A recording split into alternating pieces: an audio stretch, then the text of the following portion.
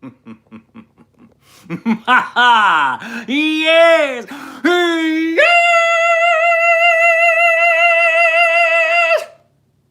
It's time to spend some time with Rick. Hello, you beautiful, stupid babies. It is I. Hi! Let me do this. I need to get readjusted here. Let's turn that way. Turn this over here. I gotta move my water. Oh yeah. Let's see. Oh, ew! How's that? Yeah, let me move this back a little bit. Okay, there we go. That's what I'm talking about. Oh yeah, how y'all doing? Hi! By the way, this is the second time we are doing the Saturday Night Live. It's Saturday Night Live! Gotta be careful with that, copyrights. Second time we have done the Saturday Night Live. And for those of you who've been here both times, thank you, love you, thank you, love you, thank you. As you can tell, I am feeling much better as I sign into my Twitter, where I had you guys direct message me. Thank you so much. You can do it right now as well. By the way, I won't be looking at the comments. I was trying to figure out. In fact, let me see here. Can I? No, forget that. What about comments? Over here, such as all messages, live chat are visible. Wait a minute. All messages are visible. Hide all chat messages.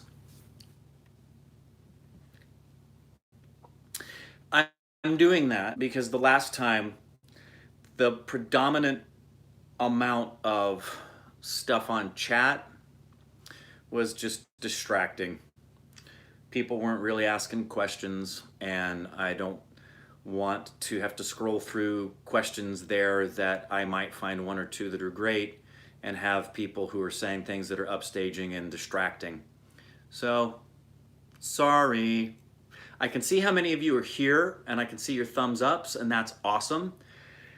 I am strictly going to use my Twitter account for direct messages and questions. I absolutely guarantee I am not going to be able to answer every single question. Also, there are a lot of questions that I got from you beautiful, stupid babies that are duplicates. Therefore, if I don't get to yours specifically, it's probably because it was asked in a similar fashion and it's the same topic. There are some questions that were asked that I might not answer, so please don't get offended, especially today. I promise you there isn't enough time today to get to all the questions, which is a great problem to have. And if I answer some questions that some of you already know, for you stupid babies who've been here since Gully Boy, there'll be some questions I'm asked for new stupid babies, and that's one of the beautiful things about a family, is that for the brand new babies, you older ones get to be patient as I answer questions that you already know. And maybe I'll add another little piece of information that you'll find exhilarating and wonderful. I've gone through a bunch of them already. If you're sending me messages on Twitter, by the way, that are like, please react to, first of all, I've said this 100,000 times. Corbin decides what we react to. So I want to get to the meat and potatoes, as I call it, of Stupid Baby Connection, which is personal questions about me, personal advice you want from me. I was talking to Indrani about this a few days ago and asked her if you guys were familiar with Dear Abby. Back in the 1950s and 60s, there was a famous column called Dear Abby. Most of you probably are aware of that, where people could anonymously write in and get advice from Abby. And every week, there'd be in the advice column from Abby. So many of you send me messages like that. I felt it would be really great to answer some questions like that here, because the human experience is a universal experience, and I guarantee if one of you is wondering about something that you're dealing with, there's several million other human beings out there having the same wonderment. So we're going to get straight into the questions, but before we do, yes, I'm feeling much better. The start of this week sucked. The timing, I don't get sick. I'm very, very thankful, very, very blessed with great health. And I am so seldom ill. The timing couldn't have been worse. The evening before I'm supposed to get on the plane, I could tell my body thermostat was totally off and I got a fever. And long story short, wasn't able to get on the plane. And so I don't have, for those of you asking, I do not have a new date yet confirmed. I do not have tickets purchased. I do know what I'm gunning for is January. Probably mid-January or so would be ideal. We shall see. That remains to be seen. I hope to have that decision made in the next month and do that. Corbin and I are definitely coming in March. There's no itinerary planned as of yet, but we are going to be there for Holi. Where we're going to go, it's almost certain that we're going to be in Mumbai. Almost certain we'll probably go to New Delhi. Not sure about anything other than that. Those of you who've asked me the question, when I come on my own personal visits, will I ever do any visits outside of Calcutta for the trips I make on my own? The answer to that is no. If I have an opportunity to come to India on my own, the rarity of that and the investment in that economically is there's no way I can set foot in India and not see Indrani. I think those of you who are in relationships would understand my rationale behind that. And Corbin and I are going to make as many trips as we possibly can to do city jumping. So that's it for now. I want to get into the awesome questions. I see there's already 19 I haven't seen as of yet. I will get into that. And for those of you just tuning in wondering why the chats can't be seen, it's because the last time we did this, the chats, 75% of them were nothing I would respond to, and some were really distracting, and I don't want that to take place. I get to control this.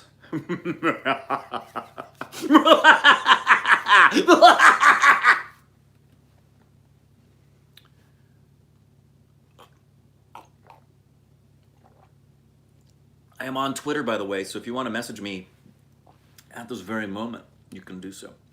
Let's get right at it, shall we? I'm going to go to some of the... I'm just going to jump right off the bat here. I think that'll be the fastest way to do it. So...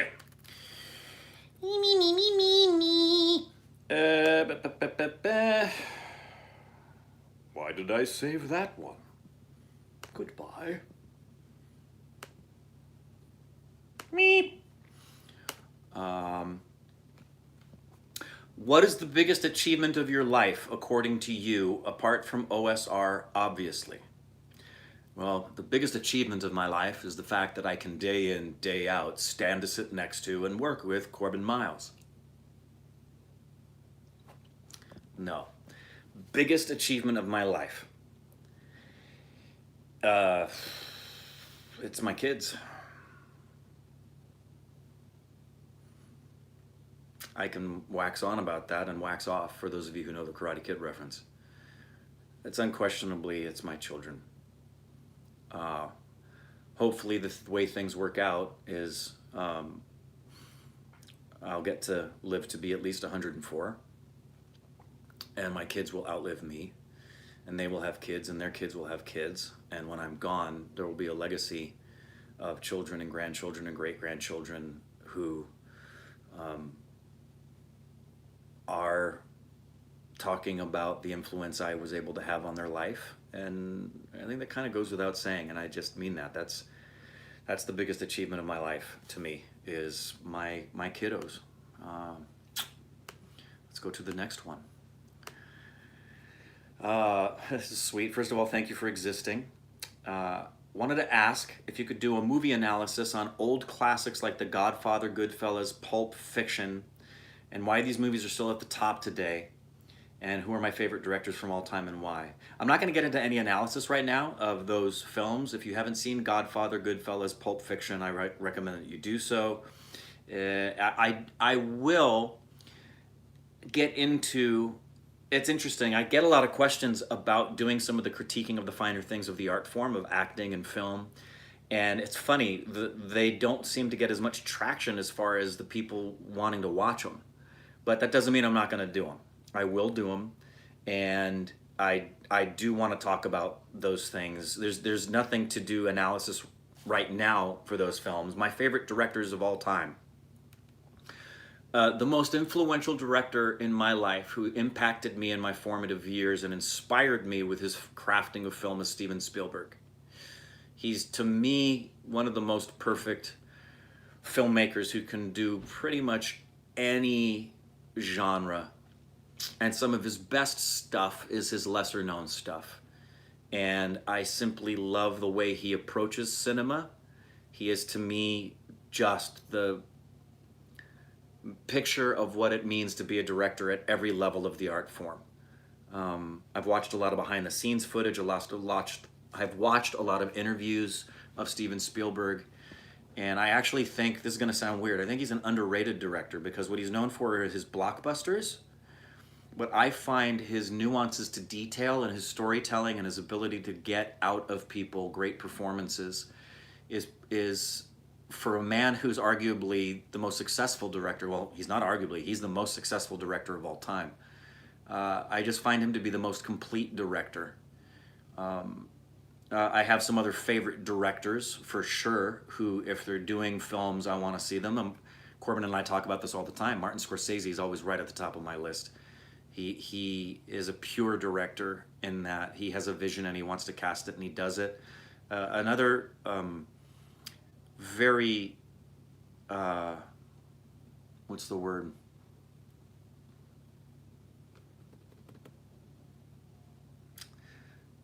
Controversial director is Woody Allen. The man knows how to direct.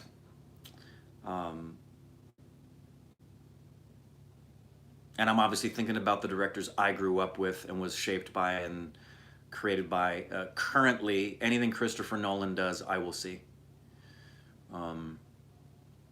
Alejandro Iñárritu, anything that man does, I will watch.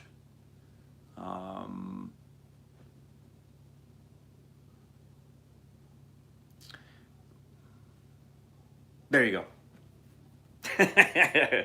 I could wax on, wax off. I don't want to bore y'all with boringness. My question to you is, now that you have watched so much of Indian content, what would you say you have learned from the culture that has impacted your life in a real way? Well, everything I learned from OSR and Indian content impacts my life in a real way. I think the most obvious aspect of that is when I got that. I don't fake things. Even when I'm over the top and I'm really big and I'm being silly and it's like Jim Carrey or Robin Williams, I'm not putting on a show. That's who I am a lot of the time anyway. When I'm in a really good mood, I'm a goofy, dorky person like that all the time. And it's funny, people see it and think I'm being insincere. Or my laugh is freaking big, explosive, and loud all the time. If I'm laughing somewhere, everybody knows I am there. There are people who I have known throughout the years who have not appreciated how loud and big I am. And so everything. I'll tell you what is some of the finer things that show you the depth of the impact of India on me. Obviously, the single greatest life-changing thing that has come out of OSR to date and probably for all time is going to be Indrani. But when it comes to cultural things that have altered and shaped me, first was the obliteration of my stereotypes of India. That was massive. And not just Indian cinema, because that was a big one, but India as a whole. Corbin and I have talked about this a lot, how we, like many Americans, made just grand assumptions. And we mentioned it in the 500K song. I did it in the lyrics in the 500K song, talking about if you think India is nothing but a place for Gandhi and cows walking in the street and tandoori chicken, that's pretty much the stereotypes here, guys. It needs to change in a big way. They say that imitation is the highest form of flattery, and I would say that the highest level of flattery you guys can receive from me is the fact that I've recognized certain attributes of Indians have become a part of my own behavior. If you go back and you watch the evolution of the channel and you watch the evolution of India's growth on me as a person, two things began to become a part of my normal everyday mannerisms that were never there before, that are definitively Indian. You've probably noticed them. I've seen some comments. The first is this gesture is now a part of my everyday movements of a hand, that stereotypical, beautiful, celebratory, haha, that is in there all the time, as is from time to time the nod. That's always been one of the most endearing qualities of an Indian. And you need to know that it isn't a conscious effort on my part to do something that replicates in any way, shape, or form. Because for me, if it was a conscious replication in some way, it isn't a flattering kind of a thing. It's actually somewhat of a mocking thing, versus it being something that is so subtle I didn't even realize it was happening until it did. And that's what happens when I love something. Growing up, when I watched Robin Williams in Mork and Mindy, I started to wear his suspenders all the time. In fact, one year I was pretty much a method actor at school. I wore his suspenders, and I had a Mork and Mindy lunchbox, and everywhere I went, I talked like Robin, I behaved like Robin. Oh, I don't know. Anything like that was, even my hands the way they are right now, it's the highest form of flattery. You know, those things just become to get engendered. And while Captain Jack is definitively Corbin's thing, after seeing Johnny Depp in Pirates of the Caribbean, how many people came out talking like this? I'm talking like Captain Jack Sparrow, savvy? So it's natural for me. In fact, I have to be really careful. There's times where I can imitate people and don't even realize I'm doing it. I've talked about this before. If I'm talking to somebody who has a particular kind of an accent, Irish or Scottish or English, I have to be really careful I don't slip into it, because that chameleon nature to imitate and be a sponge is a natural thing. So I hope that answered your question, who asked me about that. That was the best answer I could give you for now. You know what I'm saying? Why, in American culture, kids don't live with their parents. Even small babies have separate rooms. First of all, small babies don't always have separate rooms. In fact, little babies, when they're brand new babies, typically are in the same room as mom and dad. It's just, I think, if I'm going to wax philosophical about this, the natural inclination of the American psyche is to be independent. It's part of our culture, to that strong sense of freedom and pull yourself up by the bootstraps. It has pros and it has cons, as well as having your own domain and dominion. It is natural to take a child from birth to adulthood and take them from the crib to their own room, and then eventually out into their own life, and to be an adult living on their own. And that's pretty much why kids don't live with their parents. But there is a huge change with millennials recently. People in their 30s and 40s a lot more often are coming back to live with mom and dad. There used to be a big stigma with that in American culture. It used to be once you left home, you do not go back home. If you do, that is a massive, massive, shameful thing for you, and it's not the case anymore. And you do have, believe it or not, it's nowhere near what you guys have in India, where it's an expectation for the kid to take care of the parent when it gets older. There's just no exceptions to that rule. And the mindset of, you gave life to me and sacrificed your years to raise me, so it's my responsibility to be with you in your latter years. That actually does happen a lot here in America. It's just not talked about as an expectation, and that if you don't do it, it's a shameful thing. Many people sacrifice in their later years in order to take in and take care of grandma and grandpa or mom and dad. I personally know families that have done that very thing. I did that very thing with my grandma Gallo, who, while she didn't live with me, we put her in a particular nursing home that she needed, because she needed medical attention and medical care that we couldn't give, and it was less expensive than trying to pay for her to live in a house. And she was with people. It was a much better fit for her. So while it's not something that's ingrained in our culture, it's still really prevalent here in America for adult children to take care of their parents, even if the way they do it is just monetary. Because there's a lot of adult parents who, the best thing for them is to not be living at home with their children. The best thing for them is to be at a place where they can be getting medical care for a myriad of reasons, and what the child does is pay for that medical care and visit them. Hope that answers your question for you, and I will go on to the next one. Just want to wish you and Indrani all the best. Would love to know how long distance relationship works and any advice, because my husband to be is in Dubai and the time difference isn't much, but I'm finding it difficult to communicate over the phone and the internet. There's, after all, only so much intimacy we can have online. I'm a diehard romantic at heart who'd like to be literally swept off my feet rather than virtually. Well said. Totally agree with you. And I gotta tell you, it is really, really rough. Every single day, Indrani and I, multiple times a day, will talk about how much we miss each other. It's pretty normal for me when I'm talking to her sometimes. I have my phone set up on my tripod and I'll be talking to her. And because I just wish I could touch her, she'll say, are you touching the tripod? I'll put my hand on the tripod or the camera, and I'll just gently do this to it with my finger, because I so badly want to be physically present. That genuinely sucks. But man, are long distance relationships easier now that we have this kind of technology. I can see her face and hear her voice, and she can see my face and hear my voice every single day. And we are really blessed by the fact that both of our lives right now allow us, by reason of vocational decisions, to see each other more often than not.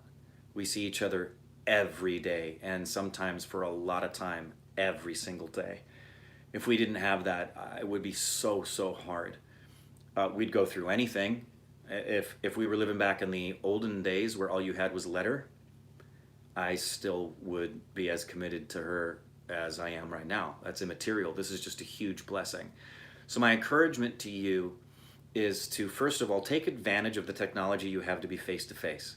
It's really nice to get text messages. It's even better to get a phone call, but there's nothing like seeing eye to eye and being able to see this and capture facial expressions and see the way the person looks, and being creative in the way that you spend time together that way. Like, for example, we've just recently discovered a way that we can watch TV shows together.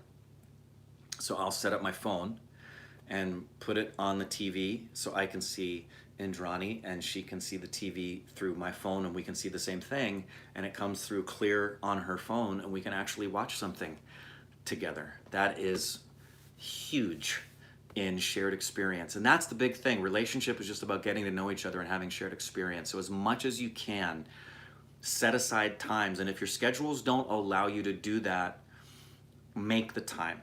Figure out specific times where you can be together and lock into those times so you have it to look forward to, and don't break that as much as you possibly can.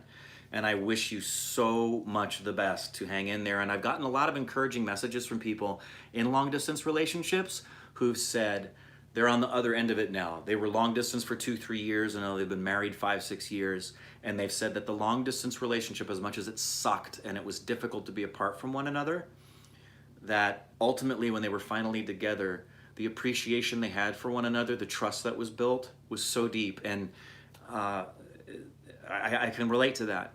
I can relate to that. It sucks to not be physically present. There's times we've cried on the phone together because all we wish we could do is hold each other's hand or just sit in a movie together.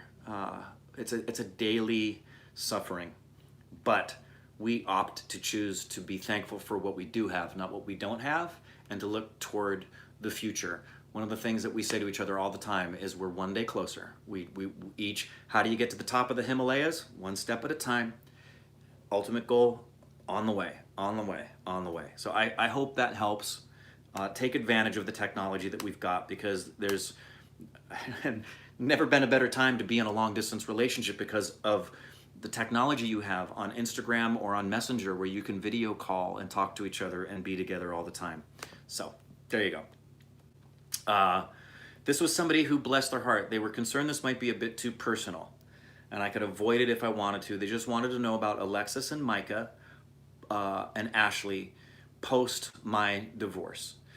Saying Ashley they felt was old enough, who's married, but she's still my child, and but Alexis and especially Micah. Well, I'll tell you this, I would have never made public what was going on until I knew they were okay with that. So, and that was what? I made that public back in late May, early June, I think. So they had already gone through the process, and I asked them if it was okay for me to talk about that publicly. Whenever they have said I would rather you wait, I've always waited and deferred to them. And I thank you for asking. And I know you asked, you go on to say, I know that we're family, and how does and you had another question about how does custody play out in the States. That's really not an issue in this case because Ashley and Alexis, first of all, are already legal adults. Mike is going to be 18 in March, so he's still technically a minor. But while we had irreconcilable perspectives and differences, I'm really thankful to say that my ex-wife and I both chose the higher ground of making sure this wasn't divisive and ugly. So there wasn't any fighting over who was going to stay where, no disagreements about money or alimony or any garbage like that, which so many divorces can be with. And so yeah, divorce is just awful, and when it involves really little kids, like it did for me and it did for Corbin, it becomes a whole other thing. And sadly, a lot of the time, it's really ugly. You've got couples that hate each other and they fight tooth and nail about who's going to get custody, how much alimony needs to be paid. It just becomes a bloodbath, and I'm very, very thankful that never happened. But it was, suffice it to say, worst day of my life was telling that to them, and I would say that they would concur. That was a nuclear bomb that went off in our lives and changed everything forever. But I believe everything happens for a reason, and the analogy I gave at the time that we held on to was there's a volcano here named Mount St. Helens, you're probably familiar with it, that had a massive eruption many years ago. And the entire side of the mountain blew apart and decimated everything at the level of a nuclear holocaust. But it wasn't too long before that mountain became rich and lush, and vegetation began to grow because of the ash, the rich deposits that came out of that volcanic explosion. And at the time of the devastation of what we were going through as a family, I held on to that promise and shared that with the kids and said, I really believe that God is going to take this circumstance that right now feels like a Mount St. Helens catastrophic destruction of life. And we're going to look back one day and we're going to see that God used the very ash of that cataclysm and used it to enrich the soil of our lives, and we will actually, in an amazing way, marvel at the sovereignty of God and be grateful that that experience brought us the things in our lives that we have now. And I hope that answered your question for you. Let's see, go to a next one. And I really love the questions you guys have been sending. I wish I could get to all of them today, but we won't. But that's why we're going to have these continuing and going on from here on out. This is a long one. This was someone asking me a question as an actor. Interesting question. If it's so easy to lose Rick, then who is this Rick? I hope you get the point. Would love to hear an actor's perspective on that. And let me help you for those of you who are not familiar with what actors do. There's this theory about acting, and some actors take this approach, that what the actor needs to do is lose themselves in order to become the character. I fall into the category of actor that believes the opposite is true. I don't believe an actor can be a character apart from themselves, because the only thing you have to work with is yourself. Example, I don't know what life's experience is like for Corbin. I can't pretend to be Corbin's experience. I only know life through my experience. I know what sorrow feels like to me. I know what sunlight feels like to me. I can base my assumptions about that experience being similar according to what I've heard other human beings say. I don't know what blue looks like to you, but I have a feeling it's pretty much the same. There definitely are absolutes in this world. If you don't believe that, well, I have a little story for you. There's somebody who once said there are no absolutes.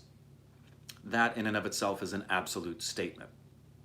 There are absolutes. And I only know myself. Therefore, as an actor, what I have to use is myself. So I don't ever lose Rick. In fact, it's the opposite. I actually go into the deepest parts of Rick and share Rick with that character, because that's the only way that character can be enlivened and be a real being. Anything that I would try to use as an actor that isn't coming from my truest self, I'm then acting. And acting isn't about acting. There are a lot of immature actors or untrained actors or scared actors who try to pull all of these tools and make you believe something versus using something that is from within yourself. It's similar question. People have asked me this question: how do actors cry? I can tell you how I, as an actor, cry, and how I think all actors should cry. I use something that comes from. I'm a blend, by the way, of all particular acting theories. I recommend all actors to read and study a myriad of approaches, because I don't think there's any one right approach. I think there are particular approaches based on the kind of role you're going after, and that all of them have something to offer. Every acting coach I've ever read or person involved in the art form has contributed something to my approach to acting. And in order to make myself cry, I don't make myself cry. That's false. What I do is I substitute something. Sometimes it's really easy to cry, and I can't tell you why. There are sometimes one particular line, every time I say it, I get emotional and the character is 100% in the moment. And then there's other times it's just dry and it's dead. The hardest thing to do, the trickiest thing to do, is to have to cry on cue. Because if for some reason what you're working with doesn't work, you're going to have to fight through it. And what do I mean by that? Example. If I'm portraying something that's requiring me to be heartbroken because someone I love has died, I will use something called substitution, where I then imagine in that moment what it would be like for someone I love to die. And some days it might be one of my kids. Some days it could be Indrani. Some days it could be my dad. Some days none of those are going to work because the well is just dry. And that's one of the scariest things about being an actor. But this whole concept, if it's easy to lose Rick, then who is this Rick? Actors who don't know who they are and think they're going to find themselves through the characters they play are going about it in a dangerous way, and they're actually backwards. And I don't think your work is going to be ultimately worth anything, because true actors are the actors who take of themselves and share their deepest, most personal parts of themselves with the character and thereby with their audiences. And that's why we connect with them, because we know it's genuine, we know it's real, and we believe it. And if you're not being believable, you're not being an actor. I hope that answered the question for you. I could talk about acting until my face turns blue. Small question. I love your spoken word works. The King Who Thought Himself a Clown.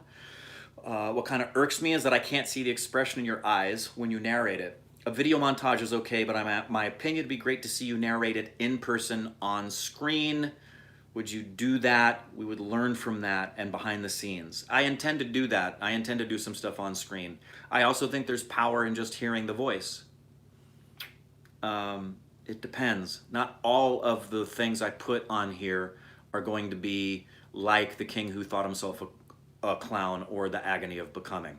I'll put some stuff on here where you see my face and see my eyes. But there are some times where that's what's the best way to go, and I specifically chose it for those things. Is your next trip to India? Oh, I answered that already. I told you guys that, yes, my personal next trip will be Calcutta, but for Corbin and I, it's going to be multiple cities. Tell me one good thing and one bad thing about Indian movies, okay? One good thing. They're as good as any other motion picture industry on earth. One bad thing about Indian movies, the fact that it isn't just considered Indian cinema. That there is this Bollywood versus everybody else mentality. I, like Big B, would like to see people just celebrate Indian cinema.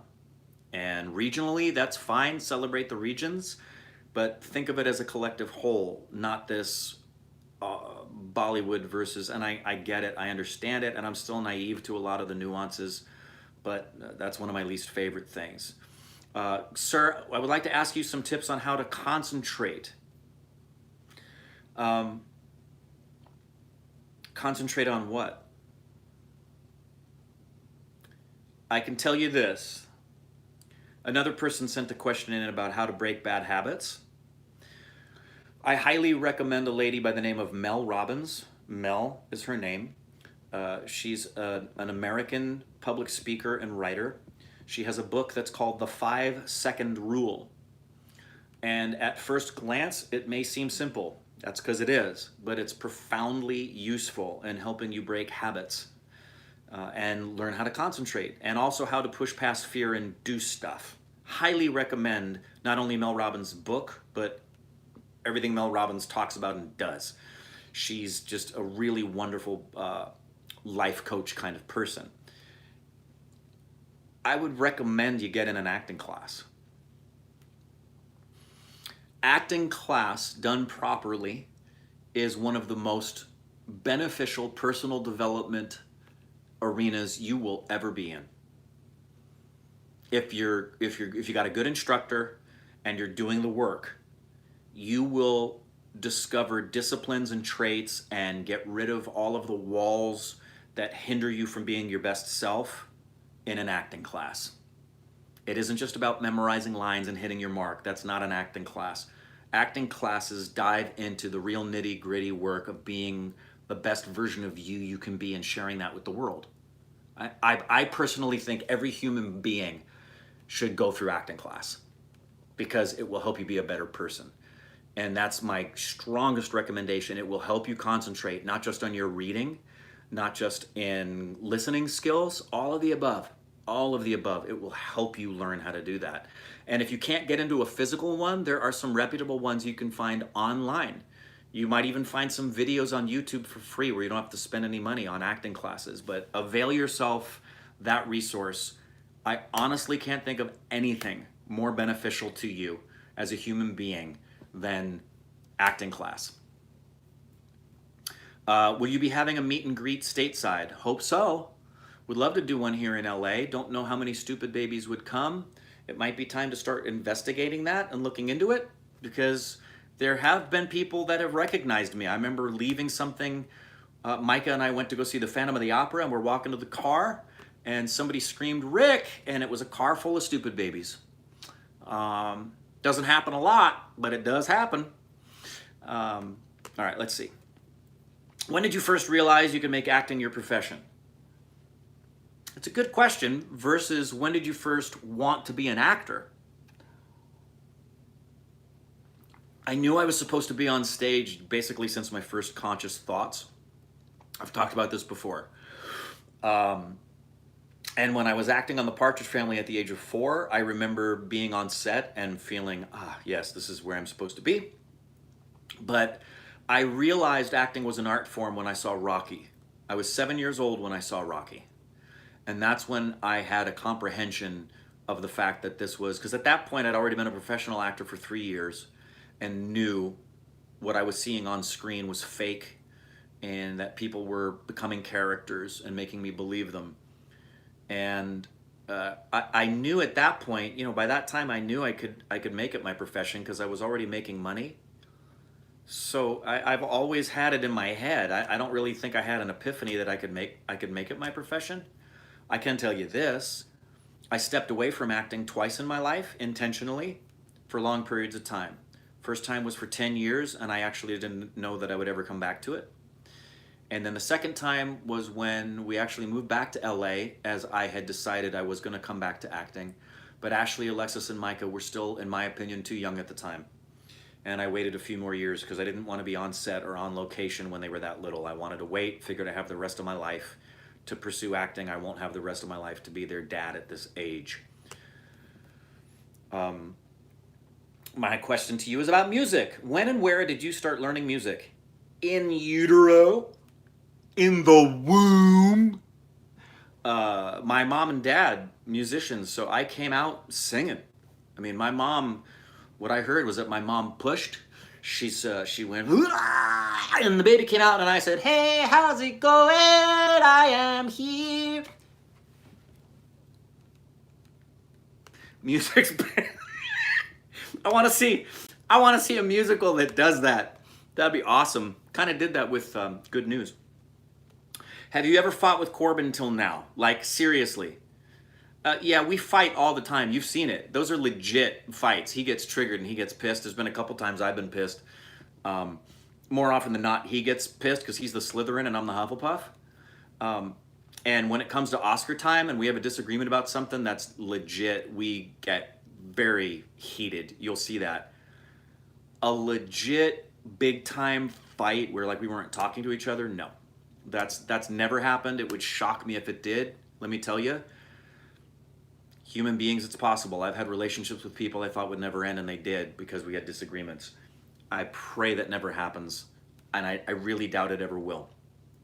Because at the end of the day, we're very similar in the fact that we can both get over it.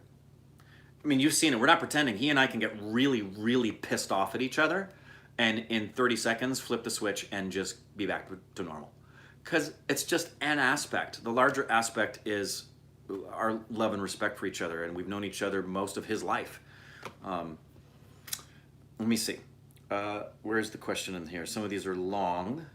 My concern is how do we ensure... Oh, okay. This was someone asking me about remakes. And how can we ensure that when Corbin and I see a film, we see the original versus seeing the remake? The challenge with that is sometimes the original, especially if it's not a Hindi one in Bollywood, we either can't get them or it's really hard for us to get them. Now, I know there's been some circumstances where we had the original to be able to see it, probably like Drishyam, and we saw the remake. We're learning. We're continuing to learn. Our preference is to see the originals. It really is. Sometimes it's just a matter of accessibility and ease, as well as the popularity of, for example, like Kabir Singh. There was no way Corbin wasn't going to see Shahid Kapoor doing that film, and the time we had to get to see it before we saw the original one. So, yes, ideally we would like to see the original ones, but sometimes it doesn't work out that way. But ultimately, yeah, we would really like and prefer to see the original. Let's see, another one. Oh, that one's a little too long. Let me go to this one. One thing you hate and love about Corbin. I hate how closed-minded he can get when he's triggered. I love how generous and kind he is.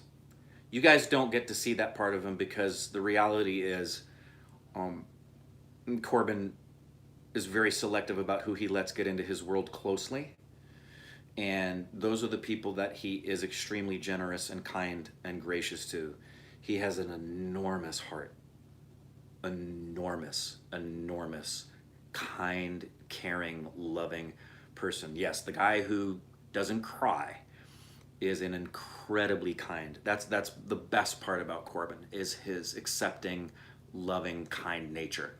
And on the other hand, he can get so freaking close-minded when he's pissed. And when he's certain he's right about something, good luck trying to convince him otherwise. Great question. Is it possible to have an acting career with mental illness? Resounding yes. Do yourself a favor. Do a Google search and look up famous actors and celebrities with mental illness. You're going to be shocked at how many are struggling with mental illness in some way, shape, or form. I would say at least half of the actors out there are struggling with some form of, maybe not definitive mental illness, but some form of emotional challenge in some way, whether it's anxiety or depression. Many are definitively bipolar or dealing with schizophrenia. Many have had to deal with drug addictions. So there's, yes, it's possible. So yeah, there's the answer to your question. Tips for you? Well, it depends. I would need to know you better. My tips are to maintain mental health, have a psychiatrist as well as a psychologist, and make sure that whoever you're working with as an acting coach knows about what you're dealing with. There are some things as an actor you should work on in acting class, and then some of it's too deep and should not be worked on in acting class. It should be worked on in therapy. As powerful as acting class is to help you in personal development, acting class isn't therapy and is not supposed to be. I remember an acting workshop I did when I was in San Antonio, Texas. We were doing really deep personal work, And this actress revealed to the class in this really tender moment of self-awareness that she had never told anyone before that she had been raped. And that was a really beautiful, courageous moment where we hugged her and she cried. And then Christy Martin, who was the person who ran the workshop at the time, wisely said, "This is not the place where you now work this out. This is just the beginning. And I need you to assure us and give us your word that you're going to go to therapy now, because you need to talk to a therapist, a professional therapist who knows how to help you navigate through this." And that was very wise. Any acting teacher that thinks they can be a therapist unless they actually have the degree for it, don't be with that. Don't be with that therapist. And acting class isn't therapy. According to you, Rick, who's the most complete actor in Bollywood? And they said excluding Big B. The most complete actor. What we've seen of the work so far of Nawazuddin Siddiqui is convincing me, and that's very hard, because the other person I would say is a complete actor is Irfan. And here's what I mean by complete. There's complete, which means the actor has the ability. Example, Meryl Streep can do anything. Hugh Jackman can do anything. They can dance, they can sing, they can do comedy, they can do drama, they can do different characters, they can do accents. So when you're talking about their skill set, they're complete. That doesn't mean that other actors who can't sing, dance, and do all of those things aren't complete themselves. Because for me, the real definition of a complete actor is the actor who has convinced me that they're in tune enough with their instrument to play it on a regular basis and never be flat or sharp. Using that musical analogy again, I will say that again. A complete actor is someone who shows me they're so in tune with themselves that every role and character they portray, they're never sharp or flat. I've never seen, and here's the word for that, they're never false. They're never false. I've never seen Irfan Khan have a false moment. Ever. I've never seen Nawazuddin Siddiqui have a false moment. And by false, I mean they have a moment where I can see they're not necessarily connected or they're forcing something. The greatest example of that is when somebody, the character's supposed to be crying and there's no tears and they wipe away a tear but there was no tear. That is the most quintessential false moment in the history of acting, is that somebody wants you to believe they're crying so they wipe away a tear that never fell. That's the greatest lie that you could do as an actor. That's a false moment. So I hope that explains the definition of a complete actor. The latter definition I just gave you for me is the most important one. If you can do all the things that, say, Meryl Streep and Hugh Jackman can do, they can sing and they can dance and they can yada, yada, yada, which someone who's showing me that in a big way is Shahid Kapoor, and Ranbir Kapoor. I find Priyanka, the second one, the one who never has a false moment. Bryan Cranston never has a false moment. He just doesn't. Even when he's working with writing that isn't great, he's being as honest as he possibly can. Gary Oldman never has a false moment. There's just actors that, the thing about Irfan, we did this in a reaction this morning. We were watching something, it was a behind the scenes of Piku that you'll see soon. And Irfan is the most, I've never seen an actor make acting look more easy. It's just breathtakingly wonderful to watch Irfan work and think and be. He is just, to me, if I was to tell somebody, you know, my favorite actor of all time is Daniel Day-Lewis, as far as mastering the craft and becoming characters, and every other character he's ever played is gone, as well as Daniel Day-Lewis is gone. It's a complete incarnation. Irfan is very much the same in his roles, which is fine. It's just a different approach. But man, he never has a false moment. He's never performing. He's never aware that the camera's watching him. He's just always, always, always real.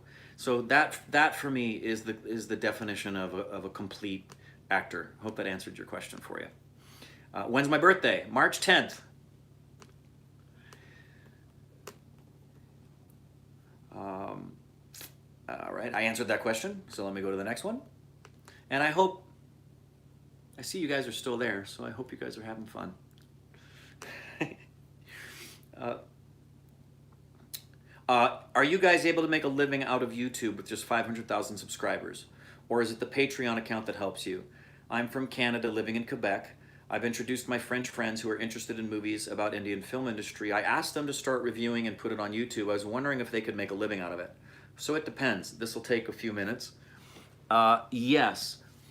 Many of you will have seen my recent video I uploaded where I said that I stopped Ubering and I'm doing YouTube full time. I did that back in early October, I believe. And I'm doing that under about as little overhead as a human being can have in the city of Los Angeles. So it's possible. If we were simply getting views, say on 2.0, which is American reactions, I think I've talked about this before if you weren't aware of this. YouTube pays you according to the number of ads that are done, which for those of you who don't skip the ads, thank you, because when you skip an ad, we don't get revenue for that. But if you let the ad play, we get revenue for that. So please let the ads play. And the ad dollars, YouTube will pay approximately $1 to $3 per 1,000 views on Indian content. Why is that, you say? That's because the advertisers know that compared to the dollar, the value of the rupee is much lower. $1 is the equivalent of between 65 and 70 rupees. Therefore, they will make more money on an international level through American dollars than they will through Indian rupees. Got it? Therefore, when we've done reactions to Game of Thrones, the amount of money that you can make on a Game of Thrones reaction, YouTube's going to be charging $5, $6, $7 for the same 1,000 views. So a channel in America, or even in Europe in some places where the value of the currency is higher than that of the rupee, the ad dollars you're going to get, if it was purely American audience, we would be making 3 to 4 times what we're making right now. That's just the way it goes. We are not at a place yet where advertisers are coming to us directly and saying, hey, we want a dedicated ad, because there are YouTube channels that happens to. We're not at a place yet where our social media following on Instagram or Twitter allows people to come and say, hey, I want to pay you for a sponsored ad. If you look at Topeka and you look at Rithik and you look at Renvir, you'll see an ad and it says sponsored ad. That means somebody paid them to put that post on their Instagram account. And for micro social influencers, a micro social media influencer is somebody with 100,000 Instagram followers or more. I got 30,000 Instagram followers, so I'm not even on the radar yet as far as ads are concerned. So until I get to 100,000 Instagram followers, there's no way anyone's going to want to pay me to sponsor an ad on my Instagram page. But they're paying like $1,600 per ad for one Instagram post for high-level social media influencers. So Patreon was created because of the fluctuation in ad revenue. Because, for example, this past month, our revenue for the first time went down. And part of that is because of copyrights. As a reaction channel, a lot of our material isn't originally created. We're reacting to other people's material, especially songs. And when a copyright's taken, they took the money.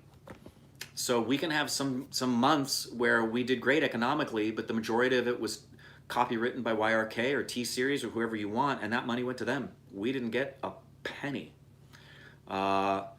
So 500,000 is like bare bones minimum where you can do that. And I'm talking bare bones, austere measures. I'm not going to get into my own personal finance, but I'm just going to let you know it is very, very bare bones to allow me to do this, with the hope that as we continue to grow, it's going to get more and more at a place where we can be living comfortably. Let me see. In which Bollywood movie or role do you see yourself or wish that you would have got? Right off the bat, I would love to play PK. Anything Irfan has done. Any of the roles that Irfan has done, I would love to do. Those are the ones right off the top of my head. I'm sure I could think of a lot more. My brain is kind of frozen right now. With other ones, I'm sure if you rattled off a list of movies, they'd say, "Oh yeah, that one. Oh yeah, that one. Oh yeah, that one. Oh yeah, that one." Um, uh, I wouldn't have. Many of you might be thinking, would I want to have done, say, like Hamlet, and had done Header? No, I wouldn't have cast me in Header. I'm not the right age. Hamlet needs to be in his 30s. Um, I don't know. I can't pull off 30s. I could pull off early 40s. I don't think I could pull off 30s. Can you please tell us who would be your Democratic nominee? No. I will tell you, I'm not a Democrat and I'm not a Republican. Let's see. Can I have your view on the Lord of the Rings trilogy? Yes. I consider them to be one film, and I consider it to be one of the greatest achievements in cinematic history. Very, very difficult to take a fantasy book and turn it into a motion picture, and I thought that Peter Jackson did a spectacular job, as did the directors of the Harry Potter series. There's so much you cannot include. In fact, we were just watching, Harrell and Ashley and I were watching the Harry Potter movie last night, the Goblet of Fire, and it's impossible to take all of the information in a book and put it into a film. Because, for example, Goblet of Fire, I think, is a 600-page book. Your script can't be more than 120 to 160 pages max. So you've got to take 600 pages of free-form writing and put them into the format of a screenplay of only 120 to 140 pages. Something's got to give. And I feel like the creators of The Lord of the Rings did a spectacular job. And when I say The Lord of the Rings, I mean just that trilogy. I liked the Hobbit films, but they weren't, to me, The Fellowship of the Ring, The Two Towers, and The Return of the King. And that, for me, is one long film. It's the way Peter Jackson filmed it. He filmed it all at once over, I think it was a 7-year period. So to me, they're just one long film. I love them. I think they're incredibly important, as are those books. Couple more. Look at the time. Good grief. We're already at the end. I'm going to do one more here. Great one. I didn't choose this one on purpose. But when is OSR reacting to the most awaited and special video, Indrani's classical dance video? Again, Corbin chooses what we react to, everybody. If he ever does that, trust me, I will be beside myself with glee. And I would, you would know I'd be losing my mind. But I have a bunch more questions I didn't get to, obviously, that I will the next time we come around to doing this. Some of you have asked me if I intend on having any special guests. Yes, I'm hoping to do that next week. Don't hold your breath for Corbin. Corbin doesn't do stuff like this. He'll do a YouTube live on OSR once a year with me. But coming on this, do not hold your breath. But any other people in the OSR family, like Ashley, Alexis, and Micah, you betcha. I had hoped I was going to be in Calcutta today, and I could have done this, and you guys would have seen Indrani and I side by side. But that didn't happen. It will happen hopefully in January. That's my plan. I will let you all know way in advance so that you can be prepared, for those of you who are there. For those of you who I know didn't live in Calcutta and we're trying to make arrangements to come, again, I'm very sorry. I know you don't need me to be sorry because I got sick and you can't help it. I took care of my health. I'm feeling much better. I love you guys. Namaste from the bottom of my heart to every single one of you. I hope the Josh is crazy freaking high. And until we meet again, it will be the same bat time, same bat channel this next Saturday. Direct message me on Twitter. I will continue to get to all of your questions, and I love you. I will speak with you later. Adios. Now I have to turn this off. I don't even know how to do this anymore. Oh, and one final thing. You all know what this is for and who it's to, and I know you appreciate it, but